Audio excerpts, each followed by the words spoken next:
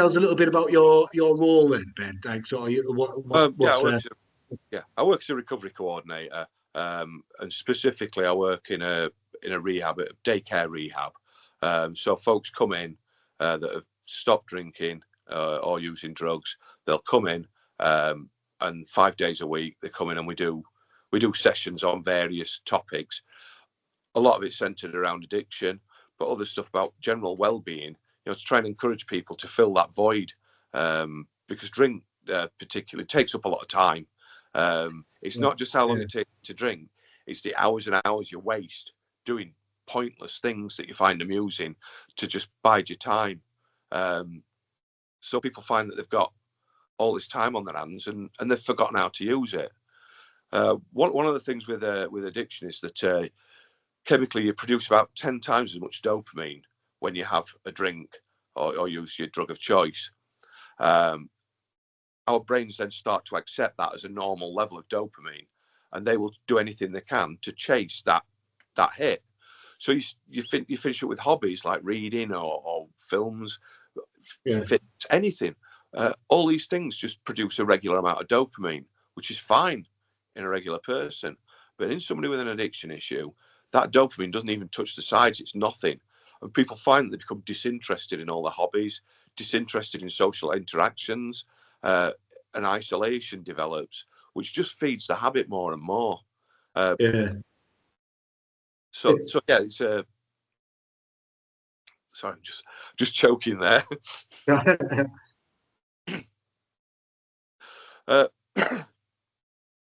Yeah, so what finishes up happening is that your brain will naturally seek out the dopamine hit that you get from the alcohol. So what it'll do is it'll manipulate situations. You find yourself acting in ways that you don't understand. Self-destructive behavior that leads to just the only thing that you've got in your head as a coping mechanism is to have a drink. Yeah, absolutely. It's a vicious circle, and when you're coming out of it, when people sort of start going into recovery, they find that they've forgotten how to cope with things in a normal way. You've always had something that hits the spot straight away. If you have a drink, you don't worry about that bill, that gas bill. You don't worry about it. You just put it to one side. It's fine. You can get distracted by watching videos of cats on YouTube or something. Any old rubbish is fine. But the problem is that having a drink or drugs works straight away. And we come to expect that there's an instant answer for everything. So when you come into recovery and you find that you've got to unlearn habits that you've spent your whole life learning, it's really difficult to actually come up with an alternative way of doing it. And that's what we try and help with. We'll help people through with relaxation techniques. It's frustrating for folks because, particularly in addiction, we expect an instant result. We're used to having something that works straight away. So sitting there and doing meditation, it doesn't work straight away. You don't feel any benefit until weeks later of practicing this instead of picking up a bottle. And people don't have the patience for it. So a lot of the time they will fall back into the tried and tested ways of doing things. It's a stereotype. And one of the first things we get when people come into a group at work, they'll come in and they don't want to do groups. They come in, same as you get with a ManHealth session. You walk in and you go, everybody's normal. Everybody's like me. I don't know. You've always got these preconceptions, haven't you? That people with mental health issues, you're going to walk into a ManHealth group and there's going to be a load of blokes all there with box of tissues on their knees crying about this, that and the other. Yeah. When it's not like that, you walk around. I remember my first meeting with ManHealth and there were a couple of lads there that were, the lads to be down the pub at the Saturday night, kind of play football on a Sunday, all this kind of thing. There's these stereotypical boisterous lads. Then there were like teachers, there were just a whole spectrum of people. And the same with the range of problems. You've got like people that have got, take antipsychotic stuff just to get through a day. And then you've got folks that are just like, I had a row with my mum this morning and it's really upset me. And all these problems being treated with the same gravity. But it's that feeling of like, everyone's like me. And that's where the power of a group comes from for me. It's one of the most, it's a big buster for people that come into our place. They'll come in with this idea of I'm not an alcoholic. I've not got a drink problem. I'm not like that. I don't I don't wake up in a puddle of my own. I'm not like the image that everyone's got in their head of Exactly. what that looks like. Yeah. And if folks walk into a room and there's 3 or 4 other people there, all looking in the same sort of way, looking around, going like, "What, really?" And then they start sharing some common ground.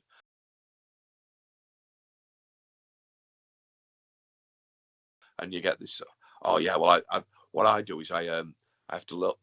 I wrap my bottles in a carrier bag, and then I put them in the black bin, not in recycling, so it doesn't look like I've been through as much. Everybody goes, I thought I was the only one that did that. Yeah, me too. And you get this thing where people think that they've got this unique problem that's doesn't fit into the slot. You're not an addict, you're not an alcoholic, you haven't got any of these labels.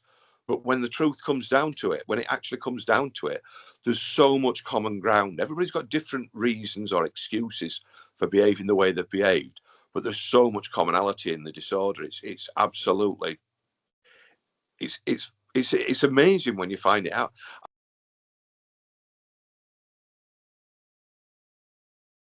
Someone else you touched on there was one of the things I heard it asked about a different topic, but I think the question's valid in that, like, what crap do we tell ourselves, and I was sort of doing a little bit of preparation for talking to you, I listed some of the crap that I told myself that, look back, you think, okay, it's crap. Where does that come from? So everyone's doing it. Okay, everyone is doing it. Okay, yeah, that's the classic. Yeah. Now, I have and do have really good friends, really good people, and even when I was heavy drinking, I wasn't drinking as much as them. Now they wouldn't class themselves as problem drinkers, but what that did give me was a sort of benchmark to say, well, I must be all right because I'm not drinking as much as them. So I would measure myself against them. So I'm not as bad as them. And my like the one that I look back with and I kind of cringe a little bit, but it is the crap that we tell ourselves. The one that I'm not proud of is, and I remember saying this in an argument with my wife because we didn't have kids at the time, and I remember saying something along the lines of, she was saying that I was always out and drinking far too much that was good for it, and I said, don't blame me, don't have a go at me because I'm living life better than you are. I was getting more out of my time. I was doing more, spending more, and I cringe looking back at that. But what are some of the other bits of crap that we use to justify this existence? Coping's been mentioned. I use it as a coping strategy. It's how I cope with life. The problem is that it's avoiding it rather than coping with it. You're not dealing with problems. You put your head in the sand. It's the same with the cortisol, the stress hormone. It's there to make sure that you don't think about stuff. It lowers your IQ. Does this sound a bit like booze? It lowers your IQ. You don't. The idea of it is that if a saber-toothed tiger's running at you, the caveman won't think about is he going to bump? Am I going to bump my head when I land over there? They're just going to jump without the thought. Now that's brilliant to get out of the way of a bus coming towards you, or if you're a caveman back in some wild animal. Yeah, brilliant for that. But it's not going to pay your gas bill, is it? It's not going to deal with it when you know the rational thing to do with your gas bill that you can't afford is phone the gas board up and say, look, I'm struggling, I can't pay it. We'll sort something out. But we don't. Our cortisol kicks in, stress hormone kicks in, and we think best thing to do is stick that outside at sofa and open up another can. And it's all. And again, I remember regularly thinking this, that sort of it's all right, just not long term, but just for now, it'd be all right. And that's enough. That's enough just for now. These are, are these fairly common? I don't think I'm unique in. Not at all.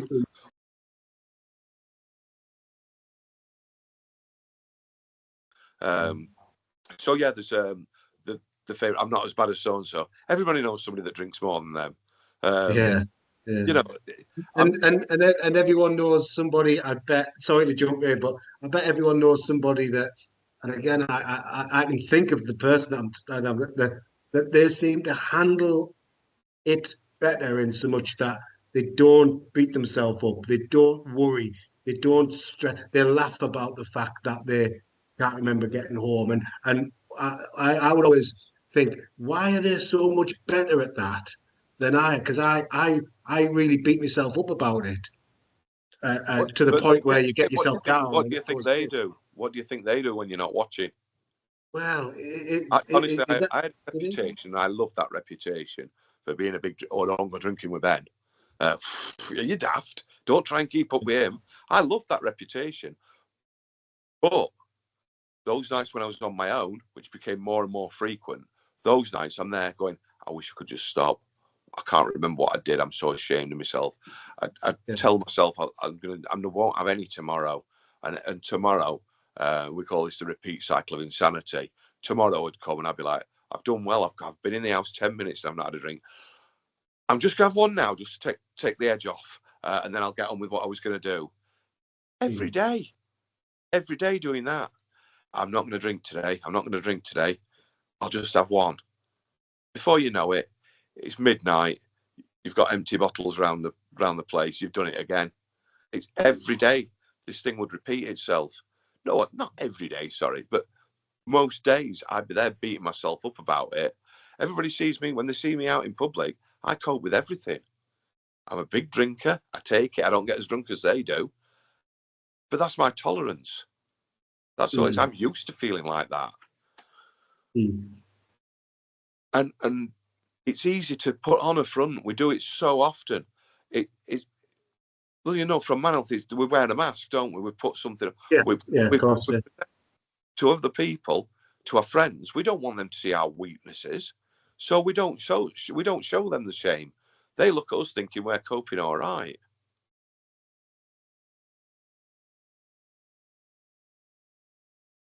I saw a statistic the other week. It said that 80% of people in County Durham with alcohol issues are seeking no help whatsoever. 80%. So, instant reaction to that is that I'm not particularly surprised to hear No, that. no. Um, you know, yeah, because I don't know many people that I know people that don't drink, absolutely, Mm, but the people that I know that do drink are big drinkers. mm, And there doesn't seem to be much of a no. much in the middle, and that's why I was wondering about like the It's culture, the ingrained it's culture of UK, or absolutely. Brits abroad, and or the It's how we deal northeast or with whatever. stuff. Like that. It's perfectly normal way to deal with stuff. It's perfectly accepted, and everybody has a bit much sometimes, don't they?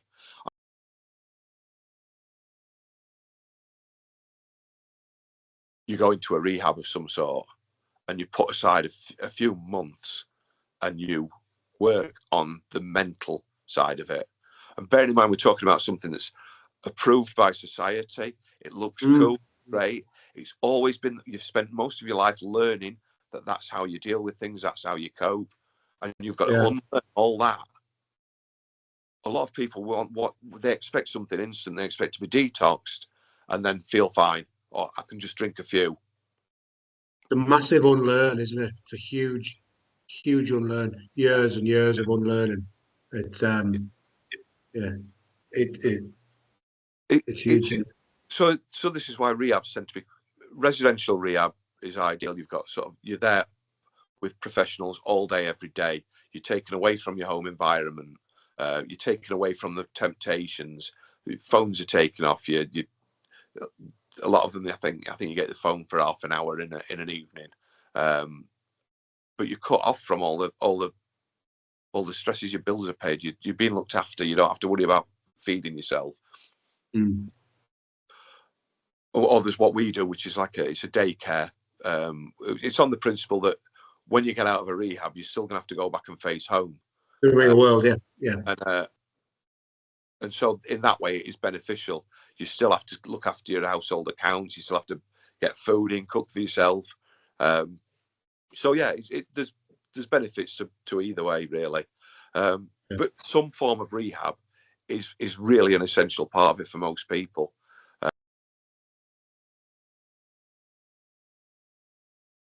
It was awful. There's no way I would put myself through that, let alone my alcoholic side of my brain's going like, oh yeah, but it weren't that bad. It weren't that bad about when I was drinking. Yeah, it was. And I see more of that now. I've stepped out of it. I see it in other people. I see the chaos, the uncertainty, the fear.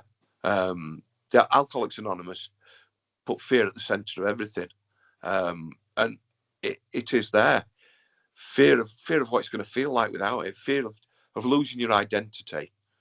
Losing your mates, losing your social circle and stuff is a common one, I would imagine. Yeah. I was worried. I'd started drinking. When I started drinking, I liked the way it made me feel, the way that it made me come out of my shell a little bit. I'd been very shy. And people can't believe I still am. I'm very, very anxious socially. And beer helped that. And booze was brilliant for it. Anything. The more I had, the more wild I became. And I got this reputation. On the plus side, I think some of that apparent confidence is still stayed there with me. Yeah. My wife said to me partway through when I was starting to get sober, and I was so worried about I wouldn't be me anymore, wouldn't be fitting in anymore, and she said something that was an insult, but it was the best thing I could have been told. She looked at me, she said, "I thought it was drink that made you like this. It's not. You're just a." That's one of the nicest backhanded compliments I think you're going to wish to receive. God, I'm getting a bit emotional. He's still you.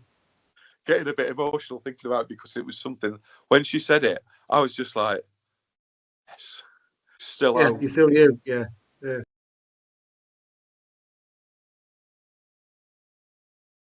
So, I mean, we have a thing called the cycle of change that we talk about. It's used in recovery and in a lot of mental health problems. Any form of change that you need to make. The first stage is like pre-contemplation, where you don't have a problem, you convince you haven't, there's nothing wrong, or you just deny it. You're either unaware or you're in denial. You move from that to contemplation, where you start considering that you've got issues, that maybe this does need to be sorted out, but you're not prepared to act on it yet. You move through preparation, where you make preparation. You move to action, where you actually stop. You actually reduce and stop, or detox and stop, and you start getting help. But after that's maintenance, which is the longest of all the stages, because it's the rest of your life.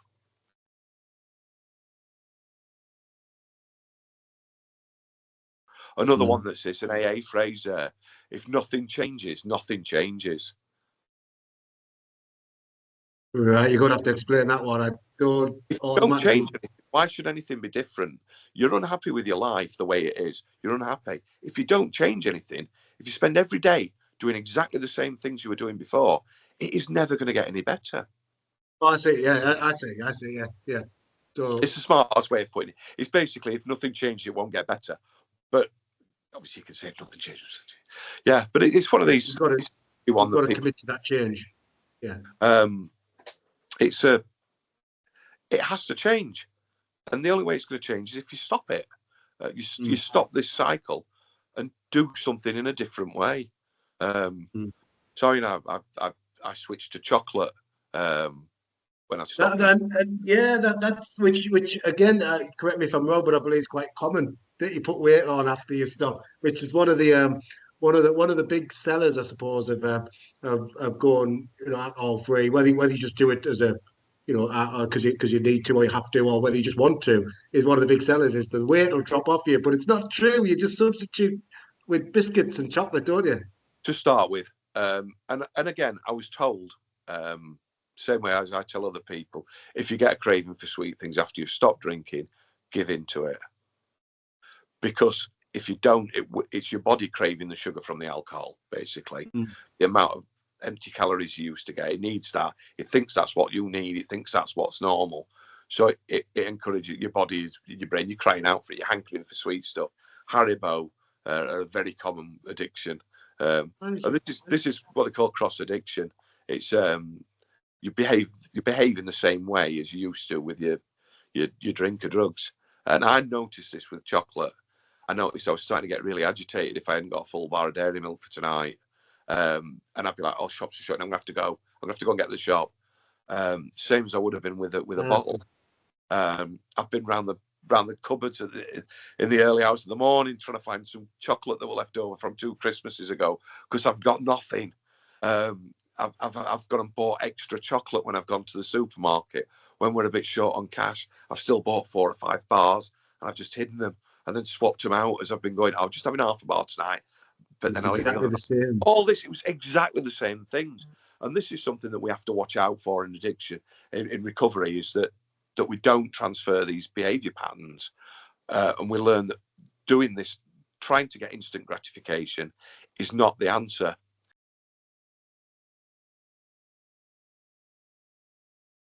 And it's so easy for these things to just fall back into place. We talk a lot about like the neural pathways, forging new pathways. So, like if you imagine walking through bushes and they're overgrown, and that's the best way to go. You've got this old way that you go that's all well worn and it's weeds never grow on it. But when you start trampling that new path, the old one overgrows, but it's still there. Yeah. Within time, your new way of doing things works for you, but that old way is still there, and we don't forget. That's really good analogy. That. Yeah, I like that. Yeah, that sits really comfortably as an explanation in my head. Yeah. If you've got habits like negative self-talk, we have to do work on that, because trust me, anybody that thinks an alcoholic doesn't feel guilty about the behaviour is almost certainly very wrong. We don't need telling off for it. We don't need somebody telling us how bad we've been. We know, and self-depreciation goes hand in hand with it. But for example, if you have a habit of being negative about yourself, you can change this. I'm still working on it. I try and say I want to do something instead of saying I've got to do it. I want to cut the grass because I want to sit in a garden that's clear. Not I've got to cut the grass. And just that change makes it more likely in my head that I might do it. I'll still find a way out of it. But, it just makes it a little bit harder to find a way out of it if it's something you want to do.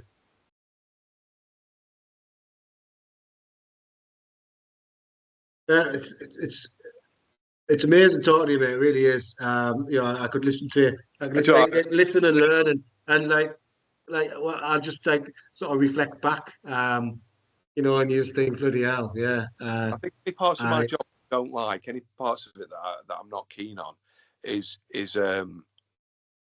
wiped out by the fact that I know this is something I'm meant to do. I'm meant to try and help people.